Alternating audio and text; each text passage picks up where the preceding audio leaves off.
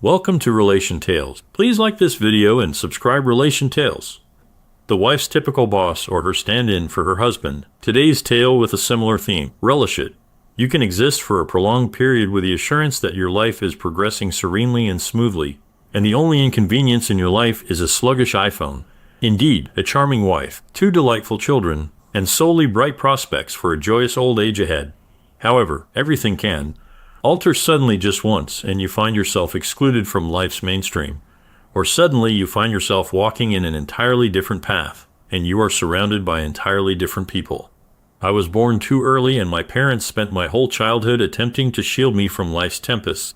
I ventured outside with the boys, always under the watch of one of them or my grandmother. My arriving home at strange hours was a catastrophe of global proportions. The boys in the neighborhood are always adept psychologists. They understand people well and know how to react to them. They understood me very well. Everyone, even the girls, made me feel terrible. It got so bad that I was scared to leave my house. When I did, a group of kids would bully me, and it kept happening. I'd come home with cuts and bruises, and my parents didn't know what to do. They tried talking to the other kids, but it made things worse. You can't always protect a teenager from tough situations by following them around all the time. My sad childhood felt like it would never end, and I'd always be stuck feeling small and scared. Then, one day, my mom's cousin Robbie came to visit. He was in military school and getting ready to join the army. He could see how tough things were for me. It was winter, and kids were playing hockey in our yard, but I wasn't part of it. Robbie had noticed I was struggling, and one night he came to talk to me. He said that in life, people can be like predators, always trying to be the strongest. He told me that until I stood up for myself. Things wouldn't get better. He said being a man means having dignity, and I wasn't showing that. Now, but there's a chance to reclaim it. Don't fear pain, blood and tears. Consolidate your resolve into a fist and resist with honor. Let yourself loose, but your dignity will remain intact. Robbie patted my head, lit a cigarette, and exited the room. 2 days later, I was inducted into the hockey team. One of the boys fell ill, and I was tasked to substitute him. The game was intense, a 3-man offense. Rolled out toward the goal. I executed a precise pass to my teammate on the stick, but he missed his chance to conclude the game in a tense moment. Of course, I was blamed for everything. They insulted me with all sorts of names, and in the end, the unlucky player even struck me in the face. All the pent-up fury at one point overwhelmed me without a second thought.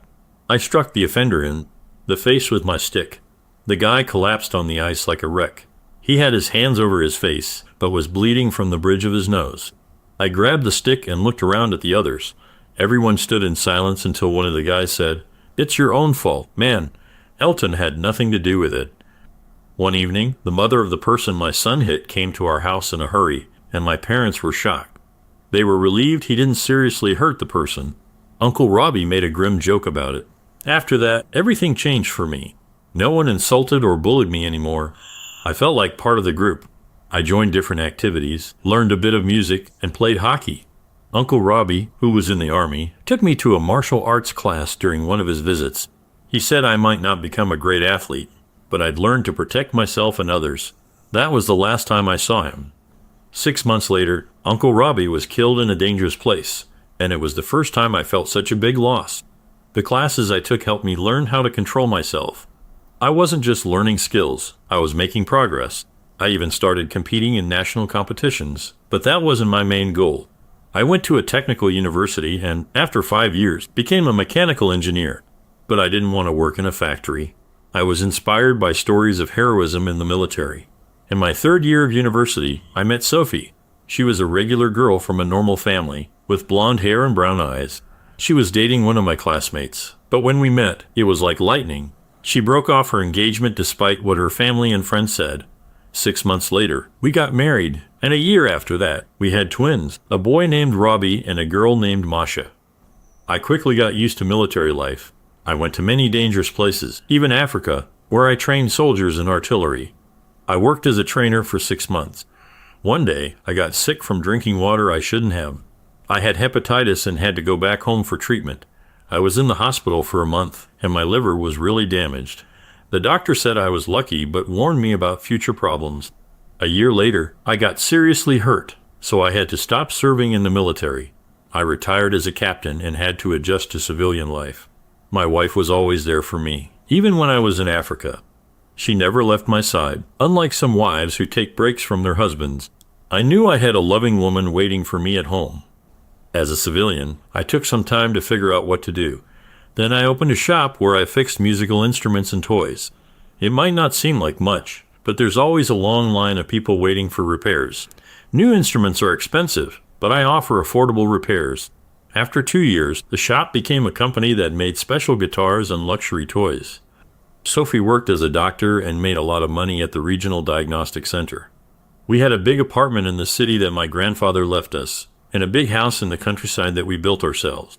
Our kids went to school, and everything was going well. Sophie was special because she looked young even as she got older. Her face didn't have any wrinkles, and she had curly hair, a big chest, and long legs. She was my wife. But I started having a problem. I gained weight because of hepatitis, and my body got bigger. I lost the muscles in my stomach.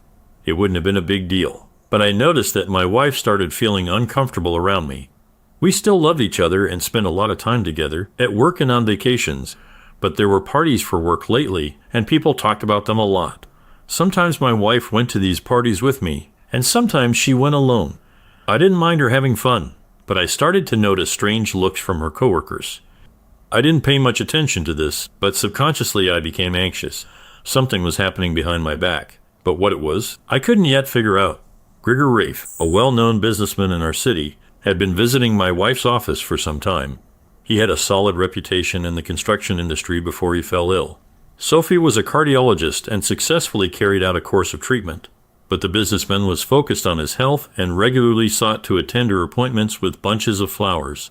One day I decided to meet Sophie after work, and as I was kissing my wife out of the corner of my eye, I noticed a businessman with flowers. However, he turned around in time and walked past us, pretending to be heading towards someone in the center. It did not escape my notice that Sophie blushed deeply and looked away. You know how blondes can blush. One evening at dinner, Sophie mentioned to me, Elton Gregory, you know him, is organizing a party. He wants to invite us casually. She said this as she poured me a coffee. What does that have to do with us? I grumbled and glanced at my wife. I was aware of her so far innocent relationship with Git Reef. I had even considered intervening their gentle friendship at one point, but for the moment, I decided to see what would unfold. I trusted my wife, especially since the businessman is not the only man around Sophie. There's no need to be jealous of every man around her. He wants to thank me for the successful treatment. Many famous people will be there, along with live music. We're invited. The party is on Friday, she said. Oh, and Sophie, I wanted to talk to you about Git Reef. It seems like he's trying to set you up with someone. It's like he's hunting you, even from someone looking from outside. You can tell he really wants to impress you. Doesn't it seem like he's just playing around?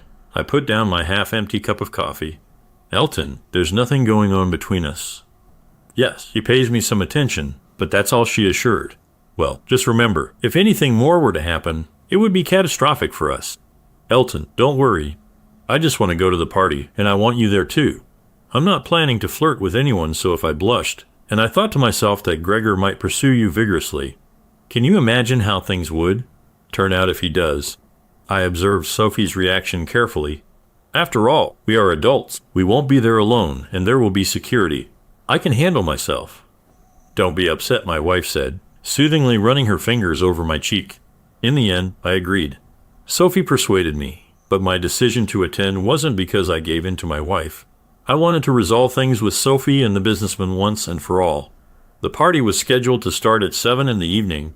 Sophie was applying her makeup in front of the mirror. She looked like a model on the runway, her dark red, almost burgundy dress was stunning to say the least. It subtly highlighted my wife's nearly perfect figure, showcasing her contours and curves precisely. I didn't understand why this upset me, and nagging feeling had been bothering me for days. I wore plain black pants, a white shirt, and a velvet jacket. I thought about what shoes to wear for a bit and decided on black leather shoes with pointed toes. They weren't fancy, but they were practical. Sophia hugged me and kissed me on the lips. Do you think I look good? I asked sadly. You look amazing, she said, but I couldn't help wondering who she was dressing up for. For you, my love, only for you, she said. Let's forget about the party. We'll have a wonderful time at home. I was clutching at straws to delay what seemed like an inevitable disaster. Honey, we made a deal, Sophie pouted. You look great too, by the way. I embraced my wife, and she moved my hands from her shoulders and looked at me reproachfully. Elton, you'll wrinkle the dress. I realized that in her mind she was already at the party. For a moment I believed I was bidding farewell to my wife. I grasped her by the arm and escorted her to the door. As I was making my way to the car, I managed to flick the light switch with my left foot, positioned just above my head, without altering my stance. Motions evaporated instantly, and I was prepared. We reached almost punctually. The gate was open, allowing us to drive unhindered to the parking area in front of the house. The valet approached quickly, but I did not entrust him with my vehicle. Instead, he pointed out the vacant spots. Without hesitating, I chose the last one to ensure an easy exit from the garage if needed. I operated purely on instinct. My unconscious mind and my not yet fully diminished military training served me well. I handed the valet some money and requested they not block my car, leaving a clear path. Sophie watched my actions with astonishment and worry. What's all this for? It seems like you're preparing for something terrible. Hey, calm down. Everything will be okay, I told my wife. But I didn't really believe it. I just shrugged. It's just a small precaution. We'll see how things go, I said vaguely. The important thing is that this party won't ruin our marriage. My wife's face went pale. It seemed like she knew something bad was about to happen. But what? Oh no, it's starting to go wrong already, I thought. But maybe it's not all bad yet. We walked up the steps to the front entrance. Just before we reached the door, Sophie turned to me. Elton, let's enjoy ourselves today. We don't want any problems. Let's relax and have a good time with nice company and good music. The door opened, and a young man asked for our last names. I told him our names. He scanned the guest list for a while before saying, Sophie Vyers, and a guest. His gaze shifted to me with a slight sneer. 2 people, please come in. Gentlemen, have a delightful evening. I looked at my wife, taken aback by with a guest like an unintended addition. A cold fury welled up inside me. Sophie gave me a strange look and squeezed my hand reassuringly as we entered. From the corner of my eye, I noticed a disdainful smirk on the lips of the guard at the entrance to the hall. We were greeted by Mr. Gary himself, who was accompanied by a young woman in a very short green dress. Her cropped black hair elegantly framed her tan face, and she exuded an aura of costly perfume. The host kissed my wife's hand. You are a miracle worker. I am speechless, then turned to me. You must be Elton. I've heard so much about you. Pleased to meet you. To you, I am just Boris. He extended his hand. I accepted it, and he began to squeeze. I reciprocated firmly, looking him in the eyes. I could tell he was in discomfort and was struggling to conceal it. That was enough of a hello. I relaxed my grip. There was a short pause. Then Boris smiled and greeted us, saying, Come in, friends. Make yourselves comfortable and chat with our other guests. He didn't introduce the person with him. Many people had already arrived, including some athletes and their partners, a couple of actors from a nearby theater, and some attractive women. Someone from the mayor's office was there too. I didn't know the others, and honestly, I didn't want to. I had other things on my mind. Sophie kissed me on the cheek and hurried off to the bathroom. I meandered near the buffet table, clutching a glass of soda. I took a slow sip, scanning the room. I had no intention of drinking alcohol that evening. I saw Sophie re-enter the hall. Boris approached her, taking her by the elbow. Sophie turned to him with a smile. Then she whispered something to him that made him shake his head in discomfort. He glanced around, saw his companion, and dismissed her with a wave. Someone placed their hand on my shoulder. I spun around to see the friend of the owner with a charming smile gazing at me. My name is Stella. Bring me some champagne, she requested. Indeed, she was quite attractive, though not as much as Sophie. I grabbed a champagne flute from the table and handed it to her. You're amazing, she exclaimed. Honestly, I wasn't in the mood for flirting today, so I merely mumbled the first thing that popped into my head. It was poorly timed, her approach. Wait, I realized as I saw Boris signaling to her. Okay, I understand, I thought. This woman appeared to be designated for me, ensuring I kept out of trouble that night. We chatted briefly, discussing trivial matters. She watched me intently. She looked at me intensely, showing she wanted more than just talking. I kept watching my wife while Stella talked to me. Sophie and the host were dancing and then went to the bar. Another couple I didn't know came up to Sophie, who seemed to be having a great time. She forgot she came with me. I see you're watching your wife, Stella said with a smirk. Don't worry about her. She's busy tonight, and Boris will keep her entertained. Look at me. I'm here for you. I wasn't surprised and just looked at Stella with a cold, unfriendly look. She shivered, seeming like she didn't care about romance. Probably not tonight, I thought as she quickly moved away and disappeared. I looked back at Sophie. She was dancing closely with Boris in a slow dance. There weren't many people on the dance floor, just 2 other couples. A small band was playing, and there was another couple nearby who I didn't know, being affectionate.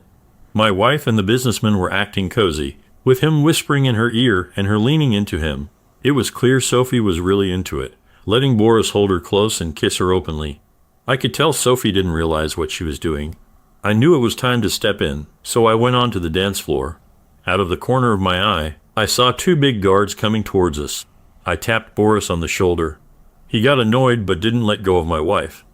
"Go away, you fool. Sophie is with me tonight," he said. "Uncle, don't get confused.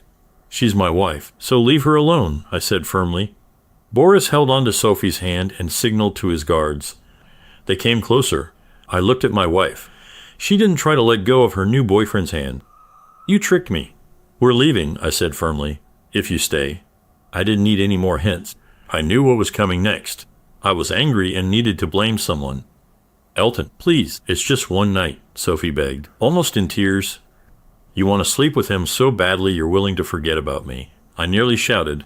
The music ceased and my words echoed through the room. The owner, seeing my anger, realized it was time to silence the stubborn fool who refused to let his wife be taken by the alpha. He gestured dismissively at the guards. "Elton, you could have enjoyed your time with Stella, and I could have too. I don't understand your refusal. You liked her, didn't you?" Sophie sobbed quietly. The jealous husband ruined the evening. "Get that cuckold out of here now," Gregory bellowed, no longer concealing his anger. They advanced on me from both sides. I waited, my eyes fixed on my wife. The guards grabbed me, attempting to twist my arms. Motionless, then hid behind Gregory's back. It seemed she no longer saw me as her husband. I struck the left guard with my heel on the leg, then quickly turned, freeing my left hand and striking the second one in the throat with my knuckles, and did the same to the first. They fell like timber, making a distinctive sound as their heads struck the dance floor. Now nothing held me back. Now everything was clear. I no longer had a wife. Boris came at me, but I saw fear in his eyes. I stepped toward him and smirked. I kicked him in the groin with my boot and then jumped up, hitting him in the chin with my heel. He fell down fast. It happened so quickly that nobody, absolutely nobody, understood what was going on. Boris tried to get up, shaking his head.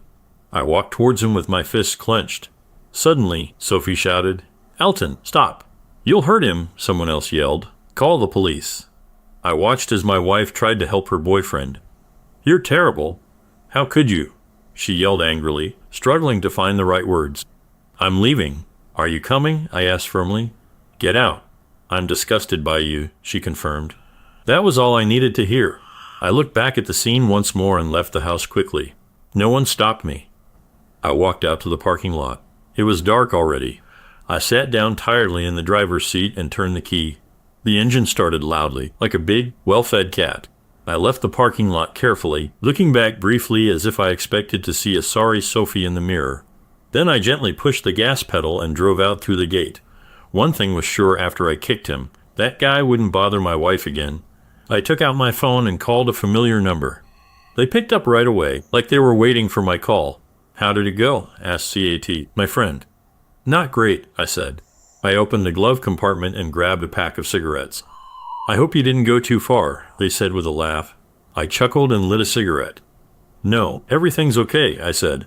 "Do you need any help?" they asked. "Not sure yet. Let's keep in touch," I said, and hung up quickly. My car sped toward the city. I decided to spend the night in my city apartment. It hurt to return to the place where it all began. The apartment was adorned with various artworks, landscapes, portraits, still lifes, and genre scenes. I didn't know the names of the artists. My grandfather was passionate about painting, and only he knew which artists had contributed to his collection. This apartment was redolent of my childhood. I often visited my grandfather and stayed overnight. It smelled of cigars and the smoke from a burning fireplace. Here in this old house, I wanted to spend some time reflecting on the recent events. I lit the fireplace, even though it was early autumn and warm enough. I just wanted a moment to remember my childhood and the past. I poured myself some Irish whiskey and sat in my grandfather's chair, with my legs stretched out toward the fire. I didn't realize when I fell asleep. The doorbell rang at 3 a.m. Without taking off my blanket or putting on my slippers, I went to the door. I opened it and saw Sophie. She had tears running down her red, swollen eyes. She looked as bad as I felt. "Elton, I knew you'd be here. Never in my life have I messed up so badly. I'm sorry. It won't happen again. Never again. I don't want to lose you," she sobbed, lowering her head. We had separated after Boris was taken away by ambulance. I shrugged. "Well, at least that's some good news. Sophie, what did you expect would happen when you allowed that fool to spend a night with you? Did you think I wouldn't anticipate it because of Stella? I was a fool, a narcissistic idiot. Tell me, did you and Gregor Reeves orchestrate this entire ordeal? Did you know in advance what was going to occur at the gathering?" She gazed downward.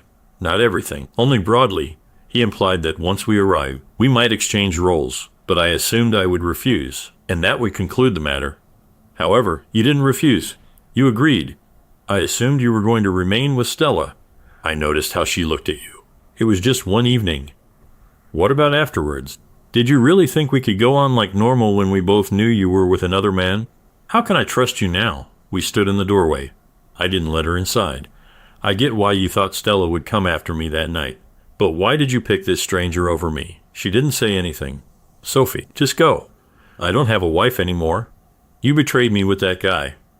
"He's not my guy," she started to say, but I shut the door quietly. She stayed at the door for a bit. Then I heard her heels as she left. On Tuesday, an older man came into my office. "Mr. Elton Vickers," he said, looking at me over his glasses. "Yes, what can I do for you?" I asked. "I'm D. Brozurista," he said. "May I sit down?" I took out a cigar and started to cut it. "Mr. Gregory wants to sue you for the injuries you caused last Friday night." Where did he find that lawyer? He should be a doorman, not a lawyer, I thought. And why hasn't Mr. Gregory done it himself? I lit my cigar and started to smoke. The unexpected visitor grimaced before he puts you behind bars and ruins your enterprise. "Gary is willing to overlook the altercation if your wife spends this weekend with him at his estate." The attorney even blushed at such a proposition. Even that fool in a blue suit knew that no sane man would accept that. "And why have you come to me? Go to my ex-wife and negotiate with her. After all, after the last party, it's her issue. It's not as if your boss is asking me to spend the night with him." I clamped my cigar between my teeth and stood up, indicating that we had nothing further to discuss. The lawyer rose and left my office silently. I looked at myself in the mirror, with a cigar in my mouth, feeling a bit like Schwarzenegger, but a little heavier. I sat quietly for a while, then took out my phone. A day later, an old car stopped outside G. Reese businessman's mansion. 2 men in orange uniforms came up to the gate. "Gas emergency. There's a big leak in your area." "We're checking all the properties," the guard told the taller man. The guard talked on the phone for a while. The gas men went down to the basement where the gas boiler was. One of them took out a small can from his pocket. "There's a strong smell of gas here." "There seems to be a leak down here somewhere," remarked the tall man as he placed his case on the floor. "Do you smell gas?" The gas men began examining the meter. "When did you last replace the pipes?" asked the shorter one. The guard shrugged. "Okay, we will now shut the valve and fix the leak, but we also need to replace the infrastructure. Inform the landlord it must be done promptly." The shorter man began extracting his tools from his suitcase. The taller one, shielding the pipe with his back, wrapped a small amount of special ignition cord around it and inserted a 3-hour pencil cap in it. Then he carefully wrapped the entire thing with tar tape. The little one rummaged beneath, quietly opening the valve. "Well, that's it," he said, though he did not specify further. "Sound the alarm." The team grabbed their tools and quickly headed to the exit. The security guard firmly shut the doors to the basement. 3 hours later, an explosion caused by a gas leak in the basement ignited a fire. By the time rescuers arrived, the building had almost entirely burned down. Fortunately, no lives were lost. Several security guards and the cook sustained minor burns. His warehouse of finished products was ablaze. Apart from construction, Mr. Ga also made custom furniture for special orders. But everything he prepared to send to customers got destroyed. The investigation found out that old wiring had caused a short circuit. To relax, the businessman hurried to Thailand for a special massage. But at the Bangkok airport, they found pills in his luggage. Now he's in a detention center, waiting for his trial. We don't know what will happen to him yet. I live alone in my apartment. Sophie keeps trying to make up with me, but I can't forgive her. I still remember her mean words. Get out. You make me sick. Oh, and I also donated some money to the Wild Geese Special Forces Veterans Club, where I've been a member for almost 10 years, but I haven't told anyone. You should keep it a secret too.